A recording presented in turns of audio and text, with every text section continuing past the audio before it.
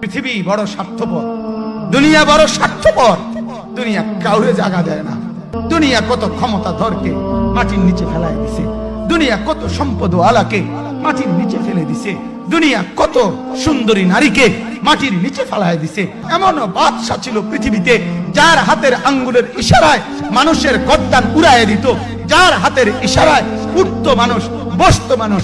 আজ বাদশারা নাই, আজ সম্পদওয়ালারা নাই, আজ মালওয়ালারা নাই।